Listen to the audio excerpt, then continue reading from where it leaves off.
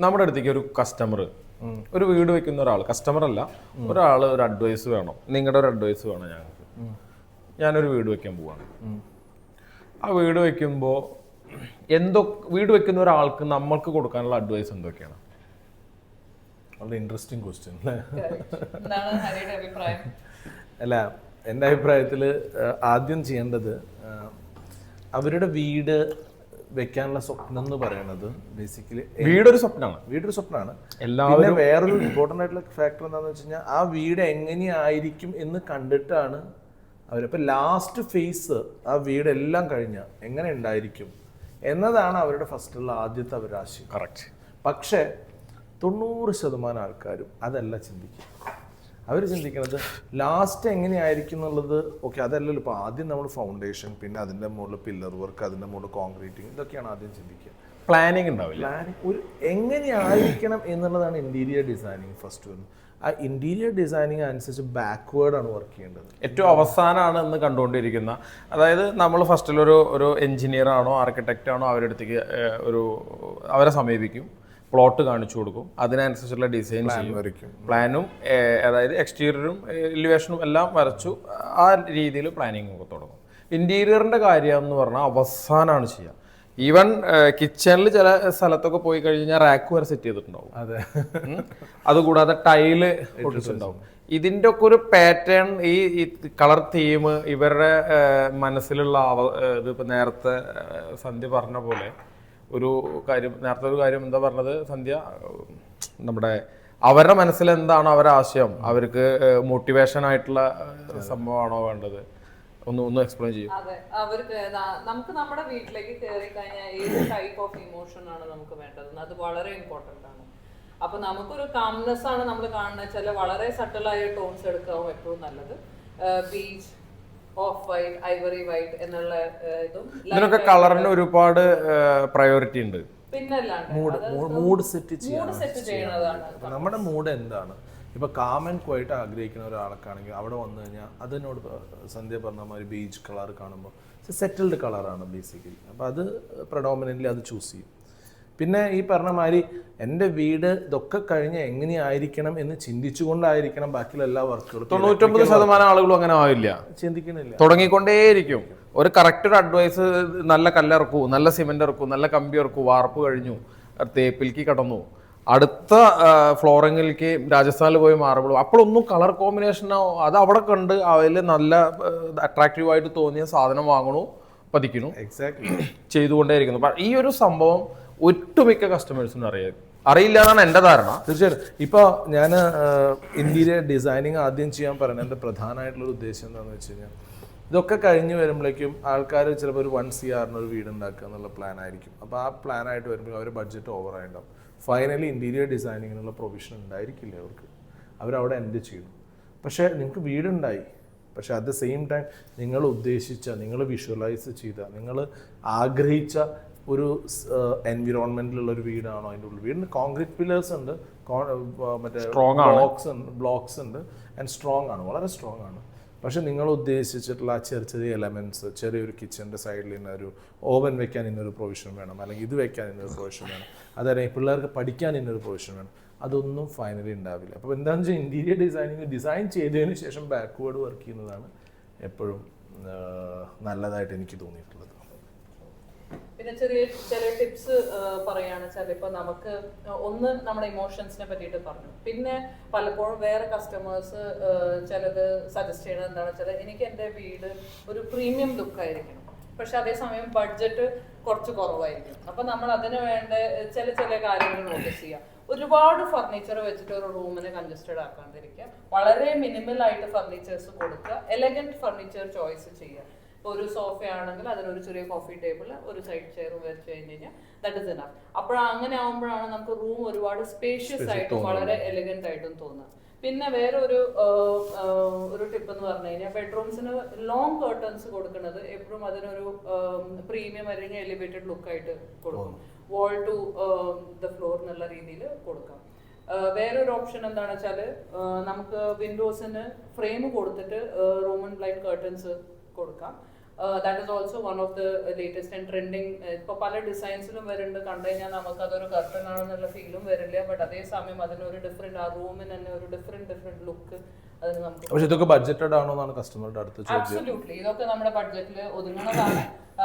And അതിനനുസരിച്ചിട്ട് നമുക്ക് design ചെയ്യാൻ പറ്റിച്ചാൽ അതിന്റെ പ്ലാൻ ആദ്യം തന്നെ കിട്ടുകയാണെങ്കിൽ ഇതൊക്കെ നമുക്ക് ബഡ്ജറ്റിൽ ഒതുക്കാം. അതാണ് ഇതിൻ്റെ ഒരു. അപ്പോൾ നമുക്ക് പറയാനുള്ളത്, ഡ്രീം നെസ്റ്റിന് പറയാനുള്ളത്, പ്ലാൻ സ്റ്റാർട്ട് ചെയ്യുമ്പോൾ തന്നെ ഇന്റീരിയറിന്റെ പ്ലാൻ ഉണ്ടാക്കണം എന്നുള്ളതാണ്. അതെ, in the beginning itself we should have the interior design ready, then you work backward, then there is no need rework. ഒരു എന്താ പറയുക, മറ്റേ വയറിംഗ് ആർക്ക് വീണ്ടും ചേഞ്ച്, ഇലക്ട്രിക്കൽ ടീമിന് വീണ്ടും ചേഞ്ച് ചെയ്യേണ്ടി വരില്ല, പ്ലംബിംഗ് ആർക്ക് വീണ്ടും ചേഞ്ച് ചെയ്യേണ്ടി വരില്ല. ഇതൊക്കെ കിച്ചൺ കബോർഡുകൾ നേരത്തെ പറഞ്ഞ പോലെ ഈ ഒരു റാക്ക് പോലത്തെ സംഭവങ്ങളൊക്കെ ഒരുപാട് ബാവിൻഡോ പോലത്തെ സംവിധാനത്തിന് നമുക്ക് പ്രൊവിഷൻസ് കാണാൻ പറ്റും. ഒരുപാട് കാര്യങ്ങൾക്ക് നമുക്ക്. എനിക്ക് തോന്നുന്നു അത് മാത്രമല്ല, പല കസ്റ്റമേഴ്സിന് ഇപ്പൊ അറിയാത്ത ഒരു കാര്യം എന്താണെന്ന് വെച്ചാൽ, കിച്ചൺ പ്ലാറ്റ്ഫോമിന് പണ്ട് ആകെ യൂസ് ചെയ്തിരുന്നത് ഗ്രാനൈറ്റ് ആണ്. ഇപ്പൊ പലതരം മെറ്റീരിയൽസ് നമുക്ക് വന്നിട്ടുണ്ട്. കോഡ്സ് ഒരു മെറ്റീരിയൽ ആണ്, പിന്നെ ടൈല് വെച്ചിട്ട് തന്നെ നമുക്ക് ചെയ്യാൻ പറ്റും, ഭംഗിയായിട്ട് ചെയ്യാൻ പറ്റും. അപ്പോൾ ഗ്രാനൈറ്റ് മാത്രമല്ല ഇപ്പോൾ option, there are multiple different means in the market. അപ്പോൾ ബഡ്ജറ്റഡ് ആയിട്ടാണെങ്കിലും അതേപോലെ പ്രീമിയം ലുക്ക് കൊണ്ടുവരാൻ വേണ്ടിയിട്ട് പല പല ഓപ്ഷൻസ് നമുക്ക് ഇന്ന് മാർക്കറ്റിൽ അവൈലബിൾ ആണ്. അതൊക്കെ നമുക്ക് നോക്കിയിട്ട് നേരത്തെ പ്ലാൻ ചെയ്യുകയാണെങ്കിൽ അതനുസരിച്ച് ഓരോ ഭാഗങ്ങളും ഓരോ സ്പെസിഫിക് കോർണേഴ്സ് വരെ, ഒരു വീടിന്റെ മുക്കും മൂലയും വരെ നമുക്ക് ചെയ്യാൻ പറ്റും. ഭംഗിയായിട്ട് ചെയ്ത് അതാണ് ഇപ്പോൾ വളരെ ഇമ്പോർട്ടൻ്റ് ആയിട്ടുള്ള ഒരു കാര്യമാണ്. നമ്മൾ ഇൻസ്റ്റന്റ് തുറന്നു കഴിഞ്ഞ് കഴിഞ്ഞാൽ ഒരുപാട് റീൽസാണ് വരുന്നത്. ചൈനയിൽ നിന്ന് അത് ഇമ്പോർട്ട് ചെയ്തു, ചൈനയിൽ നിന്ന് ഇത് ഇമ്പോർട്ട് ചെയ്തു, 100 നിങ്ങൾക്ക് 1,00,000 രൂപ ഉണ്ടെങ്കിൽ നിങ്ങളുടെ വീട്ടിൽ. നമ്മൾ കഴിഞ്ഞ പ്രാവശ്യം ചൈനയിൽ പോയപ്പോൾ നമ്മൾ കണ്ട ഒരു കാര്യമാണ് അവിടുത്തെ quality. You will get A super quality, you also will get A bottom quality. ഈ ബോട്ടം ക്വാളിറ്റിയും സൂപ്പർ ക്വാളിറ്റിയും സുപ്പീരിയർ ക്വാളിറ്റിയും തമ്മിൽ വ്യത്യാസം കണ്ടുപിടിക്കാൻ പറ്റില്ല. നമുക്ക് നമ്മുടെ നഗ്ന നേത്രങ്ങൾ കൊണ്ട് അതിന്റെ കണ്ടുപിടിക്കാൻ പറ്റില്ല, വളരെ സത്യം. പക്ഷേ ഇപ്പൊ ഇൻസ്റ്റയിൽ വന്നിട്ട് നിങ്ങളൊരു ഫർണിച്ചർ വേണം, ചൈനയിൽ പോകേണ്ട ആവശ്യമില്ല, നിങ്ങൾ ഇവിടെ ബുക്ക് ചെയ്താൽ മതി. നിങ്ങൾക്ക് വരുന്ന സാധനങ്ങളുടെ ക്വാളിറ്റി വളരെ മാറ്റർ ചെയ്യും. നിങ്ങൾക്ക് ഉപയോഗിക്കുന്ന ഐറ്റംസിന്റെ ക്വാളിറ്റി വളരെ ഇമ്പോർട്ടൻ്റ് ആണ്. ഇപ്പം ചൈനയിൽ പോയാൽ തന്നെ നിങ്ങൾക്ക് ഇത് കിട്ടും, ചാർക്കോൾ പാനൽസ് കിട്ടും, നിങ്ങൾക്ക് ഡിഫറെൻറ്റ് വെറൈറ്റീസ് ഓഫ് ഇത് കിട്ടും, എന്താ പറയുക, ബോർഡ്സ് കിട്ടും, പാനൽ ബോർഡ്സ് കിട്ടും. പക്ഷേ ഈ പാനൽ ബോർഡിൻ്റെയൊക്കെ ക്വാളിറ്റി ഒരുപാട് മാറ്റർ ചെയ്യും. അവിടുന്ന് കിട്ടുന്ന ക്വാളിറ്റി തന്നെ സെയിം സാധനം you will not be able to identify which one is good which one is bad. ആ ട്രസ്റ്റ് നമ്മൾ കൊണ്ടുവരണമെങ്കിൽ അത് നമ്മൾ ചെയ്ത പോലത്തെ ഒരു മെത്തഡോളജിയാണ്. അല്ല, നമ്മളവിടെ തന്നെ നമ്മുടെ ഒരു ഹോട്ടൽ പ്രൊജക്റ്റിൽ ഇത് തേക്കണോ ഇതൊന്നും വേണ്ട, അതൊക്കെ ചൈനയിൽ നിന്ന് നിങ്ങൾക്ക് ഇമ്പോർട്ട് ചെയ്തിട്ട് ചെയ്തുകൂടെ. ചാർക്കോൾ പാനൽ ഇറങ്ങുന്നുണ്ട്, അതുപോലെ വാൾ പാനൽസ് ഒരുപാട് പേപ്പർ വരുന്നുണ്ട്, വാൾ പേപ്പേഴ്സ് കുറെ വരുന്നുണ്ട് നോക്കാം നമ്മൾ. പക്ഷെ അത് ആളുകളുടെ ഒരു ധാരണ അങ്ങനെയാണ്, ചൈനയിൽ പോയി അതൊക്കെ വെറുതെ കിട്ടുന്നുള്ളൊരു ധാരണയാണ്. അതിൻ്റെ നല്ല ക്വാളിറ്റി കിട്ടണമെങ്കിൽ നല്ല റേറ്റ് കൊടുക്കണം. അതെ, അത് നല്ല റേറ്റ് കൊടുക്കണം. അത് ക്വാളിറ്റി അറിയുന്ന ആൾക്കാർ പോയി അത് എടുക്കുക എന്നുള്ളതാണ് വളരെ ഇമ്പോർട്ടൻറ്റ്. ഇപ്പം നമ്മൾ പറഞ്ഞ പോലെ ഇപ്പം നമ്മുടെ കൂടെ ഉണ്ടായിരുന്ന മെറ്റീരിയൽ സെലക്ഷൻ കൊണ്ടുപോയ ആൾക്കാർ, ഇൻഫാക്ട് നിങ്ങളൊക്കെ പോയിട്ട് അത് നോക്കുമ്പോൾ റബ്ബ് ചെയ്ത് നോക്കിയിട്ട് ഓരോ സംഭവങ്ങൾ എടുക്കുന്നതാണ്. അപ്പോൾ അതൊക്കെ കാണുമ്പോൾ എന്താണെന്ന് വെച്ച് കഴിഞ്ഞാൽ ഇതിനൊരു 100 വർഷം ഗ്യാരണ്ടി നമുക്ക് കൊടുക്കാൻ പറ്റും. ചൈനക്കാരും ഗ്യാരണ്ടി തരില്ല. ബേസിക്കലി അവർ പറയും അതെ, നമ്മളാണ് അതാ പറഞ്ഞ ആളെന്നെ ഉണ്ടായിക്കൊള്ളുന്നില്ല. ഈ ഗ്യാരണ്ടി ആയിട്ട് നമ്മൾ പോകുന്ന സമയത്ത് 10 രൂപ കൂടിയാലും സസ്റ്റൈനബിൾ ആയിട്ട് അതേമാതിരിയുള്ളത് നിങ്ങൾ ഏത് കാലത്തും ലോങ് ലാസ്റ്റിംഗ് ആയിട്ടുള്ളതായുള്ള മെറ്റീരിയലാണ് എപ്പോഴും നല്ലത്. അതൊരു ഇമ്പോർട്ടൻറ്റ് ഫാക്ടറാണ്. അത് ആക്ച്വലി നമ്മൾ ശ്രദ്ധിക്കേണ്ട ഒരു ഫാക്ടറാണ്. നല്ലോണം ശ്രദ്ധിക്കണം. പിന്നെ പെട്ടെന്ന് ഔട്ടായി പോകുന്ന ഒരു മോഡൽസ് ഒരുപാട് വരുന്നത്. ഇപ്പോൾ നമ്മളിപ്പോൾ ചാർക്കോൾ പാനലിലായാലും വാൾ പാനൽ, ബാക്കിയുള്ള ഈ ലോവേഴ്സും കാര്യങ്ങളൊക്കെ ആയാലും ശരി, അത് കാണാനൊക്കെ ഭംഗിയുണ്ടാവും. ഒരു ഒരു ഒരു ചില ഭാഗത്ത് ഒരു ഇത് പാനൽസ് കൊടുത്തു കഴിഞ്ഞാൽ നമ്മളൊരു ഒരു ഒരു 10-20 അല്ലെങ്കിൽ വർഷങ്ങളോ മാസങ്ങളോ ഒന്നും പോകണ്ട, ഒരു ദിവസം കഴിഞ്ഞാൽ നമുക്ക് തന്നെ അതൊരു നെഗറ്റീവോ അത് വേണ്ടിയിരുന്നില്ലാന്ന് തോന്നുന്ന കുറേ മെറ്റീരിയൽ കാണുമ്പോൾ ഭയങ്കര അട്രാക്ഷൻ ഉണ്ടാവും. അത് കഴിഞ്ഞു കഴിഞ്ഞാൽ പിന്നെ വളരെ ഇമ്പോർട്ടൻ്റ് ആയിട്ടുള്ള ഫാക്ടറാണ്. നമ്മുടെ ആ കസ്റ്റമർ വന്നില്ല 2017 ഹൗസ് വാമിങ് കഴിഞ്ഞ വീട്ടിൽ ഈ ചുമരുമിൽ ഒട്ടിച്ച പാനൽ അവർ ഗോൾഡൻ കളറുള്ള പാനലാണ് ചെയ്തിട്ടുണ്ടായിരുന്നത്. അത് വളരെ ഭംഗിയായിരുന്നു, അന്നത്തെ ട്രെൻഡിങ് ആയിരുന്നു. ഒരുപാട് പേര് വന്നിട്ട് video shoot pre wedding shoot ചെയ്തിട്ടുണ്ട് എന്നൊക്കെ പറഞ്ഞിട്ട് വന്നിട്ടുണ്ട്. പക്ഷെ അതിന് ഇന്നത്തെ അവസ്ഥ എന്താ? ഇന്നത്തെ അത് കാണുമ്പോ അത് പൊളിക്കാനാണ് അവർക്ക് തോന്നുന്നത്. അത് നേരത്തെ സന്ധ്യ പറഞ്ഞ കുറെ കാര്യങ്ങൾ ഇതിലുണ്ട്. ഓരോ കളറിനും അതിൻ്റെതായിട്ടുള്ള പ്രത്യേകതകളുണ്ട്. ഓരോ ഇതിനനുസരിച്ചിട്ടാണ്, അവരെ ഇമോഷൻസിനനുസരിച്ചിട്ടാണ് ആ ഓരോ ഭാഗങ്ങളിൽ അതിന് വളരെ ഒരു 100 മാർക്ക്. തീർച്ചയായിട്ടും അത് ഇമ്പോർട്ടൻ്റ് ആയിട്ടുള്ള ഫാക്ടറാണ്. അപ്പോൾ അത് നമ്മൾ നമ്മുടെ മൂഡിനനുസരിച്ച് നമ്മുടെ ബേസിക് ബിഹേവിയറിനനുസരിച്ചുള്ള കളർ തീം സെലക്ട് ചെയ്യുക. അത് വളരെ ഇമ്പോർട്ടൻ്റ് ആയിട്ടുള്ള ഒരു കാര്യമാണ്. പിന്നെ അത് നിങ്ങൾക്ക് forever you don't have to change. പക്ഷെ അതല്ലാതെ ഇപ്പോഴത്തെ ട്രെൻഡിങ് ആയിട്ടുള്ള കുറേ കുറെ കൊണ്ടുവന്നു കഴിഞ്ഞാൽ after some time you may have to change.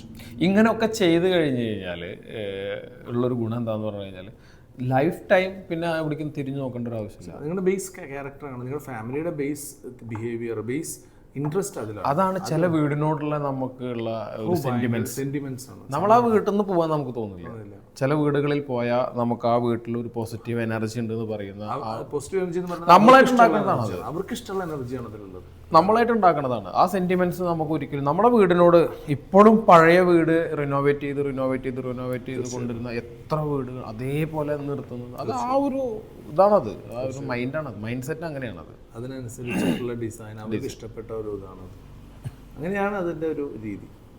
ഇതിലിപ്പോ ക്വാളിറ്റി എന്ന് പറഞ്ഞപ്പോൾ ഒരു ജസ്റ്റ് ഇനിയിപ്പോൾ പുതിയ വീട് എടുക്കുന്ന ആൾക്കാർക്ക് ജസ്റ്റ് സജസ്റ്റ് ചെയ്യാൻ വേണ്ടിയിട്ട് ഒരു കാര്യം എന്താണെന്ന് വെച്ചാൽ, നാട്ടില് പല സ്ഥലത്തും കണ്ടു വരുന്ന ഒരു കാര്യം എന്താണെന്ന് വെച്ചാൽ ചുമരിൽ ഈർപ്പം കയറുക എന്നുള്ളതാണ്. അതൊരു വലിയ ചാലഞ്ചിങ് സിറ്റുവേഷൻ ആയിട്ട് പലവരും നമ്മളടുത്ത് വരാറുണ്ട്. അപ്പൊ നമ്മൾ അതിന് സജസ്റ്റ് ചെയ്യുന്ന ഒരു ഓപ്ഷൻ എന്താണെന്ന് വെച്ചാൽ, നമുക്ക് കൺസ്ട്രക്ഷൻ ചെയ്യുന്ന സമയത്ത് തന്നെ ഒന്ന് ടെർമൈറ്റ്സിന്റെ നമ്മൾ പെസ്റ്റിസൈഡ്സ് ഒക്കെ ആദ്യം തന്നെ ഫ്ലോറിൽ പിന്നെ കെമിക്കൽ ട്രീറ്റിംഗ് ചെയ്തിട്ട് നമ്മൾ കൺസ്ട്രക്ട് ചെയ്യുക. ഇനിയിപ്പോൾ അതല്ല ചെയ്യാൻ വിട്ടുപോയി എന്നുള്ള സിറ്റുവേഷൻ ആണെങ്കിൽ നമ്മൾ സജസ്റ്റ് ചെയ്യുന്ന വേറൊരു കാര്യം എന്താണെന്ന് വെച്ചാൽ വാൾ പാനലിംഗ് എന്ന് പറഞ്ഞു കഴിഞ്ഞാൽ വാളിന്റെ മുകളിൽ ഒരു ലെയർ മൾട്ടിവുഡ് കൊടുത്തതിന് ശേഷം അതിന്റെ മുകളിൽ നമ്മൾ വാർഡ്രോബോ കാര്യങ്ങൾ എന്താണ് ചെയ്യണമെന്ന് വെച്ചാൽ നമുക്ക് അത് ഒരിക്കലും ചെതല് പിടിക്കില്ല. ഒരു പെയിന്റ് അടിക്കുന്ന കാഴ്ചയെ വരുള്ളൂ. ഇത് ചേഞ്ച് ചെയ്യണമെങ്കിൽ പോലും, ഈ കളർ മാറണമെങ്കിൽ പോലും, അല്ലെങ്കിൽ ഇതിൽ അഴുക്കായി വന്നാൽ പോലും ഒരു വീട്ടിൽ നമ്മളൊരു 5 വർഷം കൂടുമ്പോൾ എന്തായാലും പെയിന്റ് അടിക്കും മിനിമം.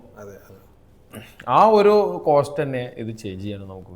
പക്ഷെ അതേസമയം ചെതൽ വന്നു കഴിഞ്ഞാൽ അത് ഹാൻഡിൽ ചെയ്യാൻ ഭയങ്കര ബുദ്ധിമുട്ടാണ്. ഈർപ്പം വന്നു കഴിഞ്ഞാൽ അത് കാണാൻ ബുദ്ധിമുട്ടാണ്. ഫർണിച്ചർ തേക്കാതെ ഇടാ എന്നുള്ളതാണ് എനിക്കൊരു സജഷൻ. അതായത് പടവ് കഴിഞ്ഞ് തേപ്പ് വേണ്ട, നമ്മൾ ഈ പറഞ്ഞ പാനലിംഗ് ചെയ്യാൻ മാത്രം ചെയ്താൽ മതി.